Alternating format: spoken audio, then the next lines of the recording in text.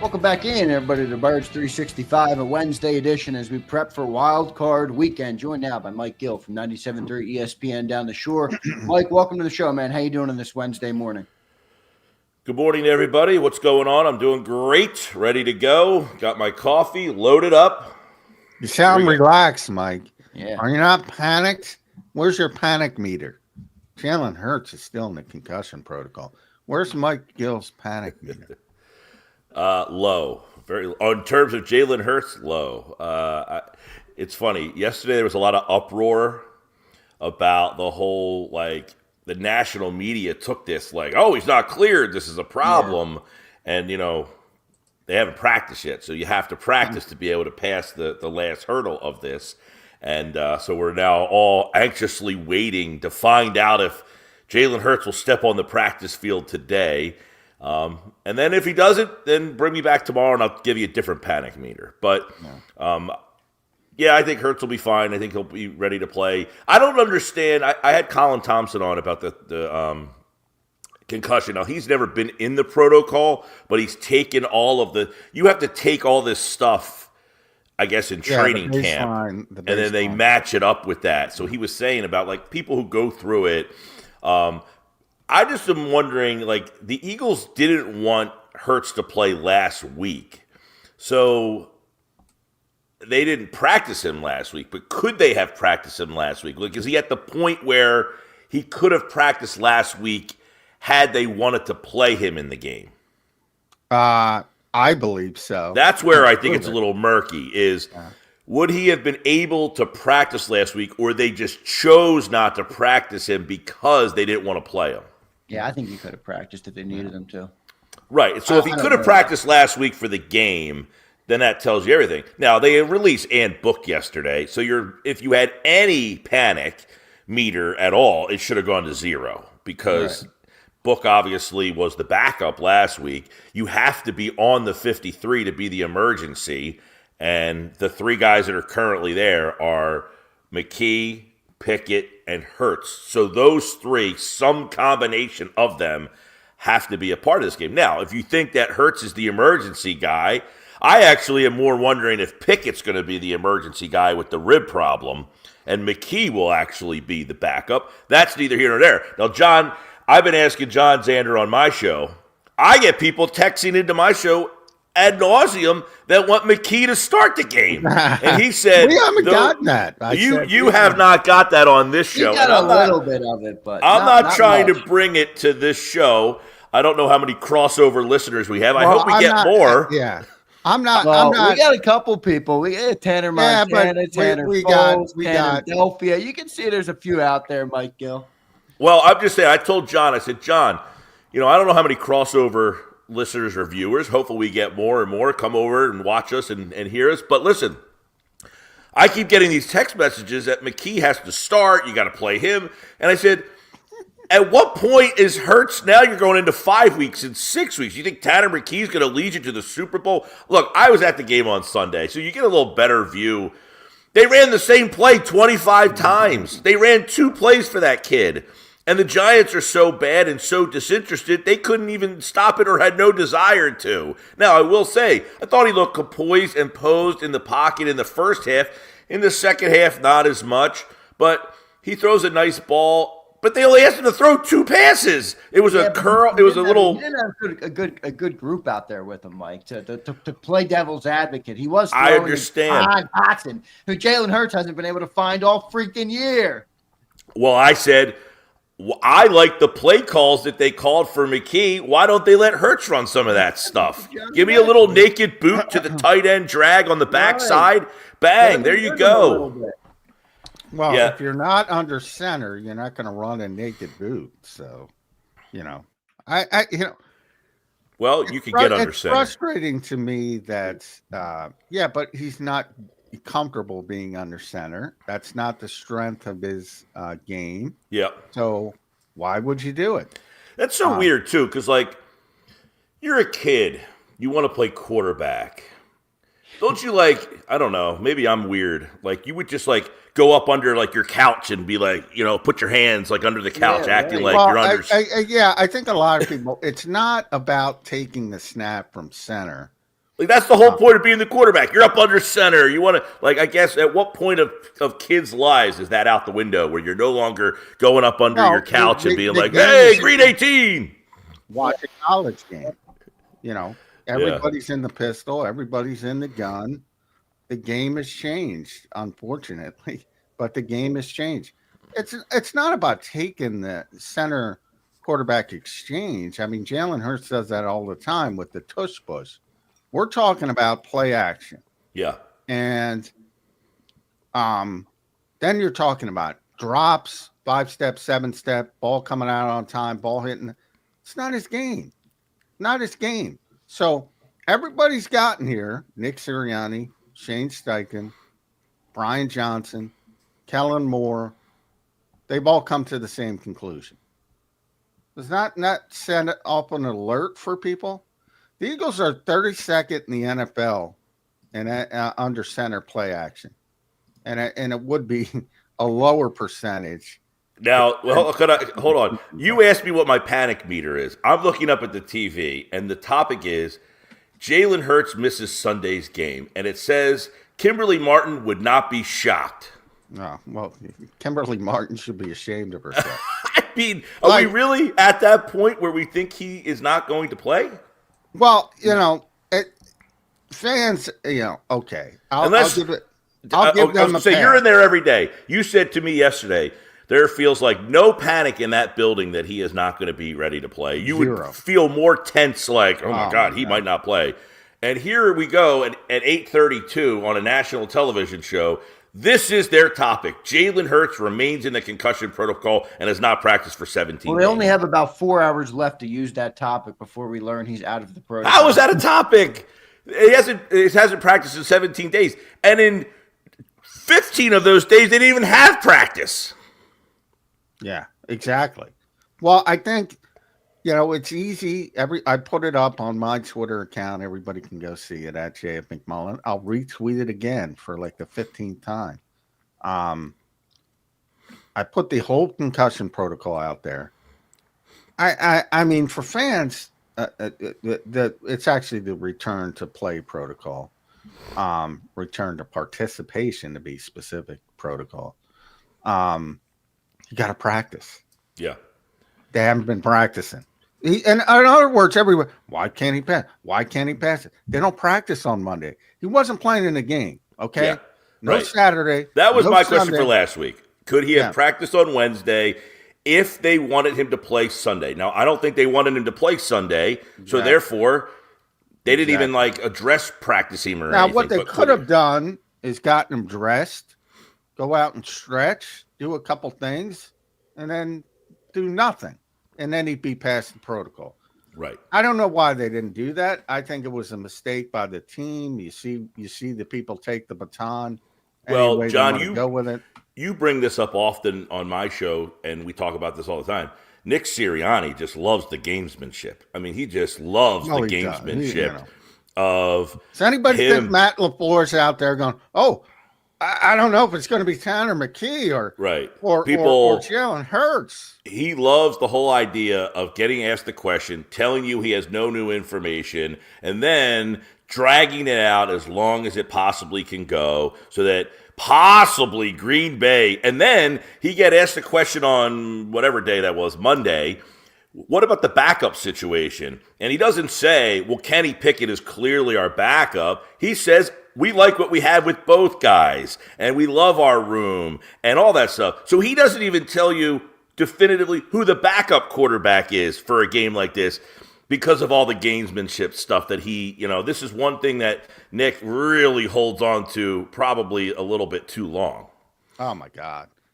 Zach Berman I'd forgotten about this, and I shouldn't have forgot about it because I was involved, but Zach put out the quote from earlier this year when I think it was Sal who asked an injury question, and Nick, it was unbelievable what he said. So he said, I know you're not here every day with the local media. I'm probably not giving you that information. We'll see. Got to talk to the trainers, talk to Jalen. We'll get him in tomorrow. John is going to ask me tomorrow. Elliot will ask me tomorrow, how is Jalen? I'm going to say, I got to see him a little bit more. I'll let you know Wednesday. Wednesday is going to come. It's going to be before practice. They're going to ask me again, and I'm going to say, I have got to see how it's looking out there, and I will get you some more information on Friday. Friday, we'll see if he's on the injury report or not.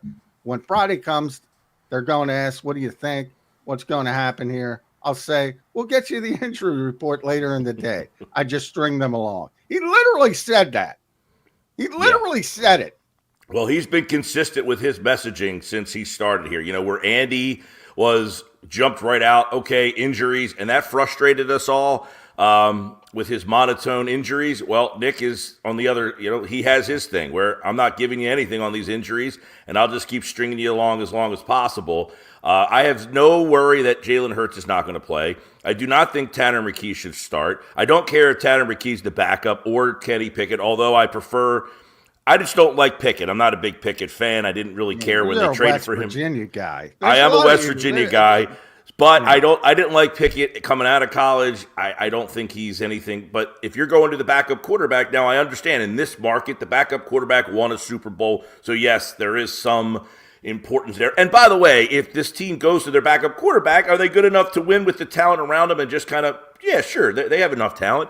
But the big thing in this particular run, we were asking who's the most important player for this run. And I find it interesting that you could ask 15 different people and probably get 15 different answers. That's what this team is so interesting. There is, you know, if you say, who's the most important player for Buffalo? Well, the answer is simple. It's Josh Allen. If Josh Allen, that team's not good enough. But on this team, who's the most important player? There are so many different answers, and that's why this team is. I don't agree with that, by the way. Now, what's I'm that? gonna. You don't believe Josh Allen, or that there's a multitude of answers on this team? The most important player on every team is the quarterback. It is, and that's Jalen Hurts. And if it turns to Tanner McKee, it becomes Tanner McKee. Not the best, the most important. Okay, well, if now, I was to say to you... I also always say that you can win games a lot of ways, and you can, to your point. You can win games. Can Kenny Pickett go out there and manage a game? Probably get you through it. I don't know if Tanner could. Yeah, to Mike's point, I don't think the Bills are winning a playoff game without Josh Allen. The Eagles maybe could with their roster. Yeah, Mitch Trubisky coming in. Maybe. I don't know that he could just manage the game. No, I'm with you. Their problem in Buffalo is they just don't have, like, okay, I don't know how many people are watching right now, but I would imagine 75% of the people watching right now probably don't know who the top receiver on the Bills is. Matt Collins. I'm joking.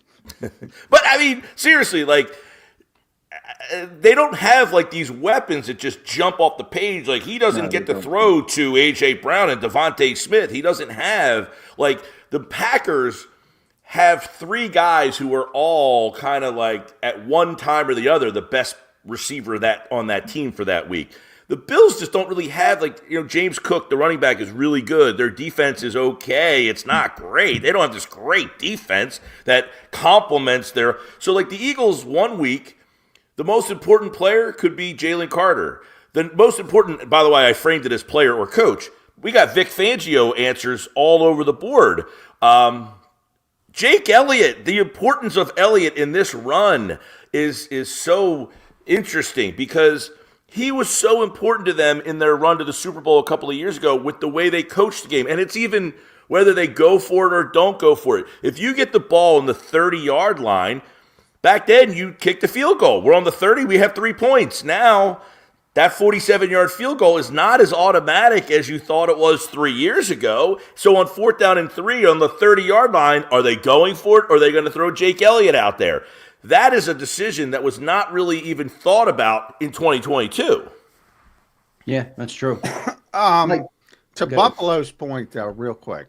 Yeah. Because I just had to vote for the awards and all that kind of stuff. And I'm not allowed to say who I voted for, but I guess I can hint. And I already have buyer's remorse because I went down that route and I said, boy, they lose Diggs. Shakir's a really good player. Khalil Shakir on Buffalo. And they got Amari Cooper.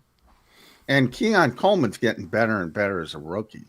And I joked about Mac Hollins. Mac plays as well, but they're not as bad as people think. No, I'm not saying they're bad. I'm just saying it's like the no-name defense. Their receiving core is just a lot of young guys who aren't like – there's not like a guy that jumps off as he's the guy. The rookie, Shakir, is very good.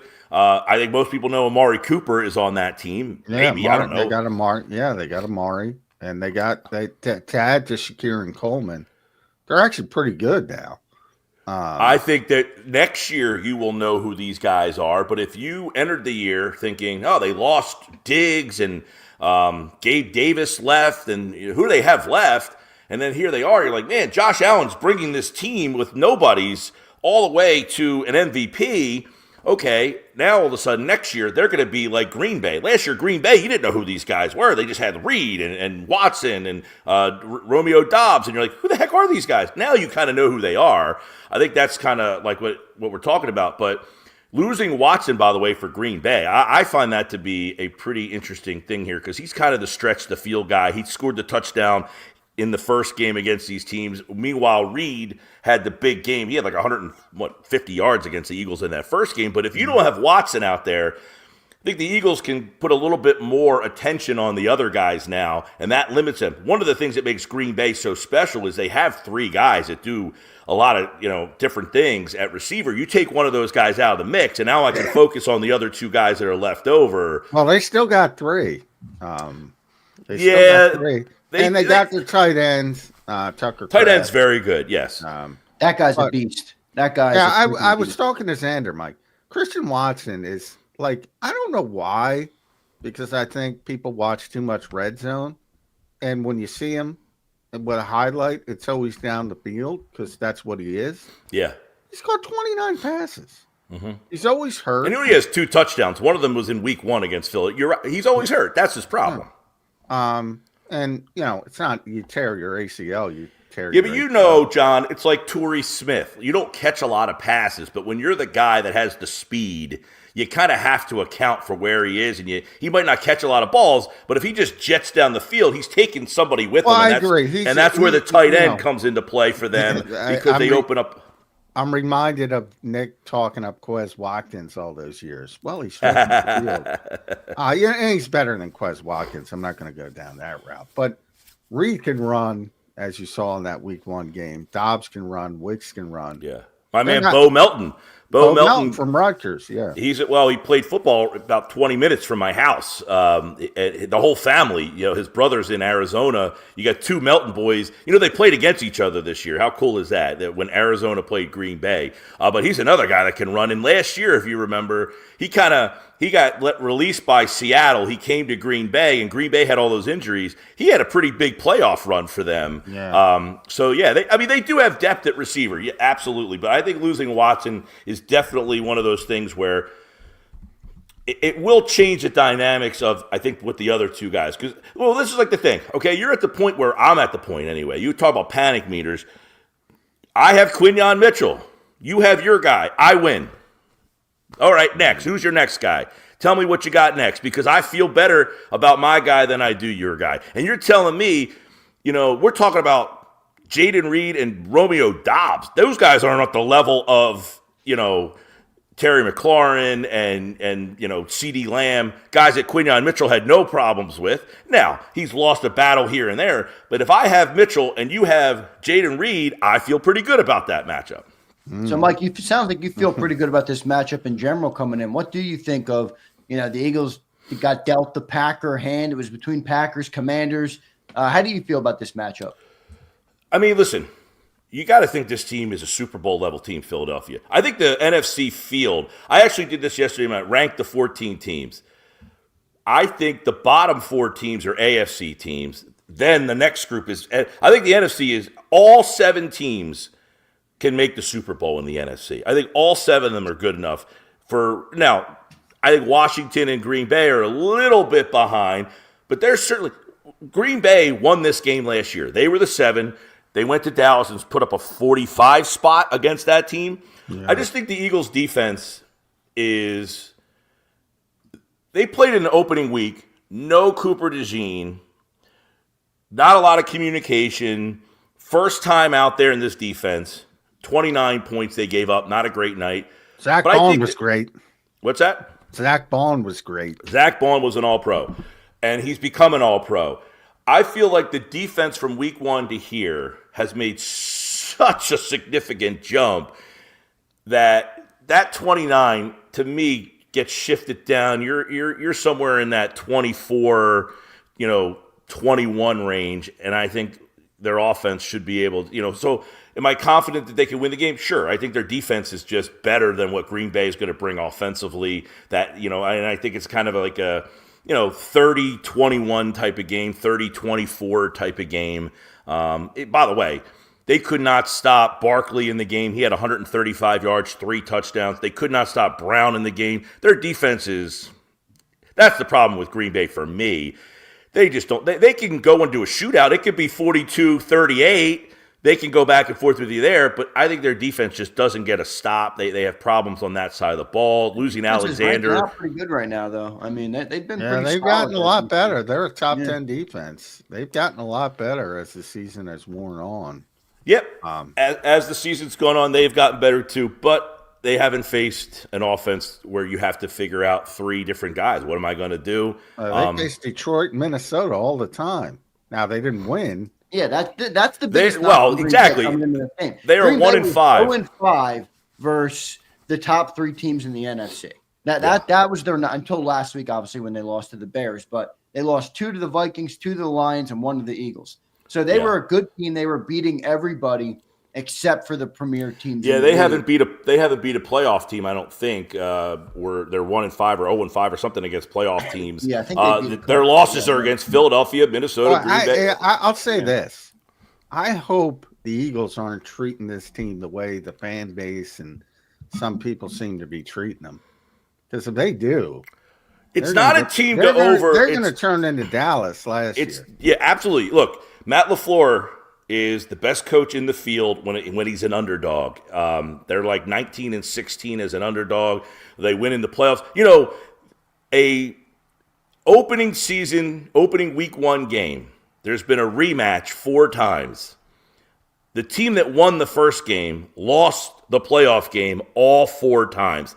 And one of them was Philadelphia and Green Bay in 2010. When Philadelphia won the opener, Green Bay beat them. If there's a team you don't want to play as an underdog, it's Green Bay. And they were the 7. They beat the 2. And by the way, they're the only 7 to ever win a playoff game.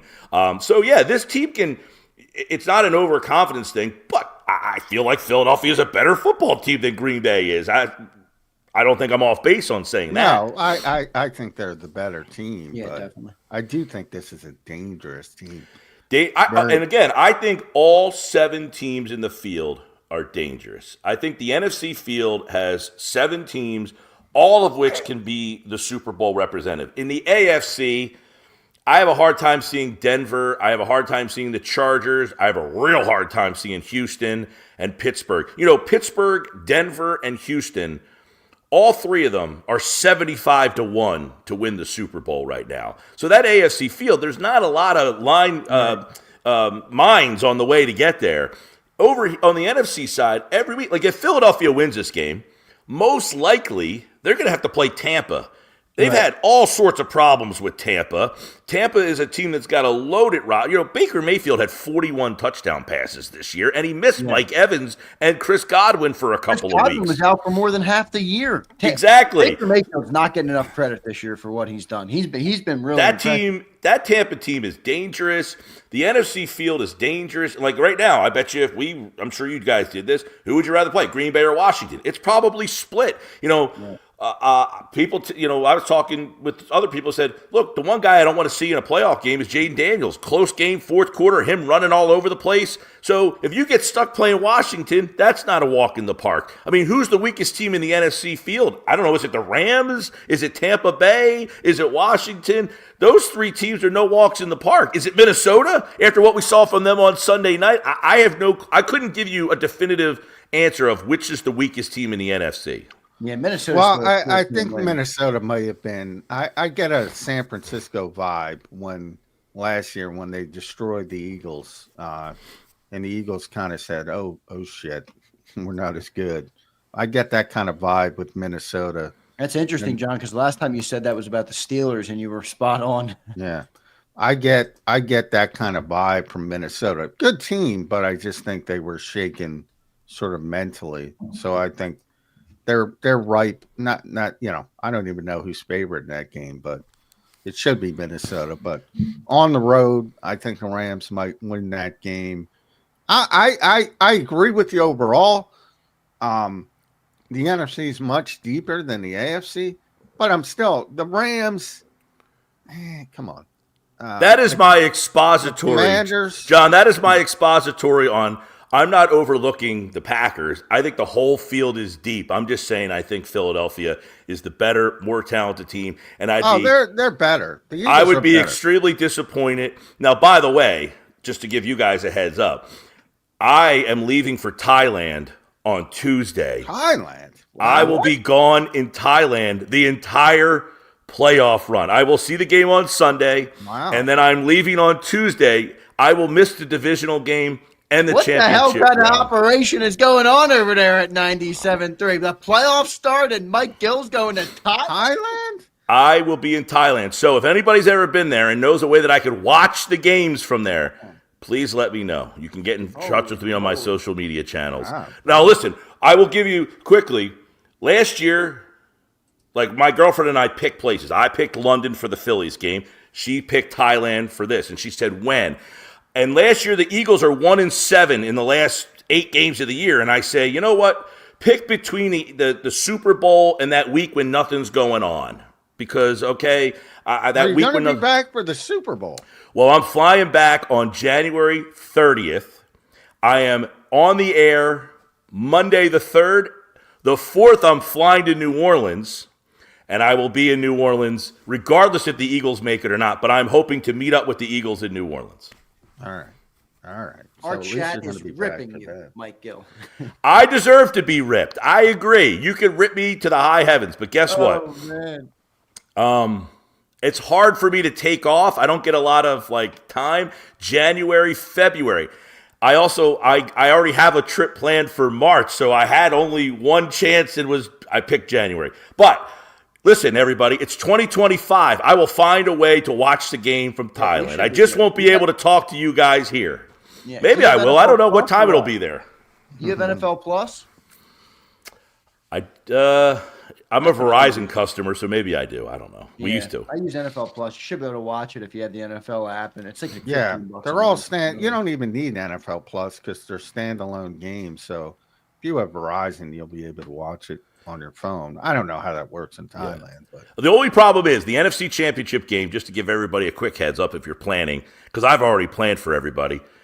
It's at 3:00. It's the NFC is the early NFC Championship, so it's the 3:00 game, which means it's 3:00 in the morning in Thailand, like the worst possible. Can you give me 2 a.m. or 1 a.m.? No, you give me 3 a.m. So, I'm missing the divisional round, the NFC Championship game. The NFL was factoring vacationing people in Thailand when they made this. Well, don't they want a global product? Aren't they pushing for global? True. Yep.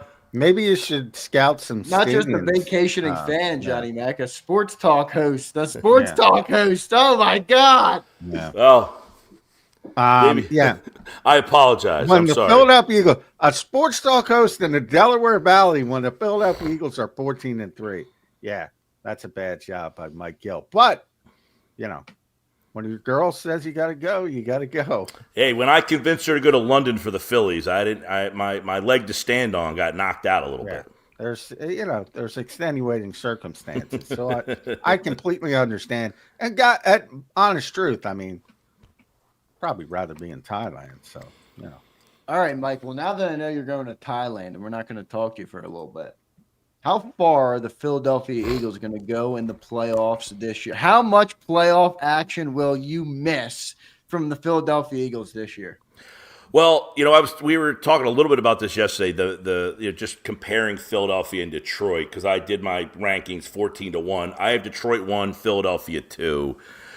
I think it'll be an awesome NFC Championship game, and the game in Detroit. I mean, I think the Lions just feel like a team that kind of came up short last year, and then it's a good team. They didn't allow their shortcoming last year to affect them this year.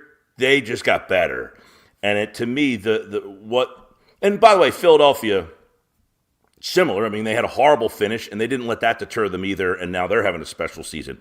But everything about Detroit just feels like this team came out of nowhere last year. They disappointed. It was a story that like everybody kind of got behind as this team that never won, and here they are, and now they're back, and they're the number 1 seed. It just feels like it's Detroit's opportunity and chance. So when we get back, I'm imagining it will be Detroit. Did either of you guys see some of the stories coming out of Detroit about harassing the Vikings players' wives and girlfriends? I saw that a little bit. I try not to put much. I only see that at Lincoln Financial Field. Yeah, that's what I'm saying. I mean, Philadelphia fans. So by the way, I was at the game Sunday. I had a handful of Giants fans in my section. I don't think anybody even noticed they were there. There was like nobody. Yeah, I don't think it's nearly as bad as people think in Philadelphia. Like, you don't want to go to Detroit, man. Cross your fingers. And I'll tell you where you don't want to go. You see videos every week in San Francisco, L.A., those places. Terrible. Guys are just getting into fights left and right out there. I mean, you see guys stumbling over seats, and it's the same guy every week. He's got a pair of pants on halfway down his crack, and he goes stumbling down the things. I mean, it's just this guy gets to do a fight every week, I feel like. Philadelphia gets a bad reputation. You get football fans in a stadium with some booze, Johnny Mac. I don't care what city you're in. There's that's what I'm saying. There's some knuckleheads here, but there are far worse places, and Detroit is one of those places. Now, I can't read the chats, by the way. My eyes are terrible. Am I still getting ripped? No, you're not. I don't think you're still getting ripped. There are many just speculating about what goes on in the streets of Thailand, and the word ladyboys is being used a lot. Yeah, I've heard about the ladies. Everybody careful of them, Mike Gill. Everybody saw Hangover 3, so, you know. Yeah, I'm aware of the ladyboys. Yeah. Hey, I'm sorry. It's funny because every day that it's getting closer, the realization is kicking in that, you invest a lot of time in this, especially with our jobs, and the 2 potential biggest games of the year, I'm like, what is going on? How am I going to figure this out? But I will figure it out. That's the challenge, is how am I going to watch these games and the time and manage it all. But if anybody has a way that I can watch those games, let me know. Good stuff, Mike. We appreciate you joining in today, my friend. It's always good talking with you. When will we talk to you again? What is it? 2 weeks out? I will be 4 weeks out. So I am back on the 30th, but I am flying to New Orleans, and I will be in New Orleans on the 4th, 5th, 6th, 7th. I'm actually supposed to fly from New Orleans to Tampa on the 7th. I'm supposed to call a couple games for MLB Network that weekend. Very nice. And but I probably should be around on I don't know. I'll touch base. I'll be back in town on the 30th. I don't know what time it'll be in my head. Mike, I like it, man. Good stuff. Thanks for joining in today, Mike. We'll talk to you again eventually. And please, for the love of God, stay safe in Thailand. All right. Yeah, I'll be sitting on a beach with nobody around me, man. You ever see Moya Bay? It'll be me, the blue water, and my lady, and I won't even be thinking about the Eagles. You want to be thinking about thinking about the lady boys. Yeah. All right, everybody. All right, Mike. Thank you, brother. Appreciate it. There's Mike Gill joining us on Birds 365. Always good talking to the man, the myth, the legend, Mike Gill. Look at him doing MLB Network games.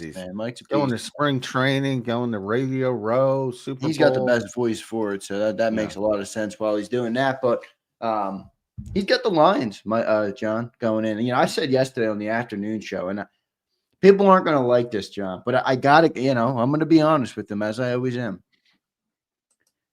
When I watch Detroit, when I look at some of the clips that come out after the game, when I look at the way Dan Campbell speaks, when I listen to Jared Goff damn near cry on a post-game interview because he got asked, what the coach means to him, when you lose 12 starters and you still prevail to get the 1 seed at 15-2, like if that happened in Philly, rightfully so, everyone would be saying, this team is special. This is a special team right now. This team is destined for more. And Detroit has a special feel to them right now. I'm not saying we can't knock them off. I'm not saying that, but they do certainly have a special feel to that team right now. Yeah. Anybody who doesn't acknowledge that's a good team is off the reservation. Again, if they didn't lose Aiden Hutchinson, they would already be. I would have already crowned them, to be perfectly honest. But one of the things, and I know Baldy came out and picked the Eagles. Baldy's such a homer. No offense, Baldy, but and the Eagles could beat the Lions. The Eagles are a good team as well, but he talked about the defense. Did you see that defense against one of the best offenses in the NFL? Aaron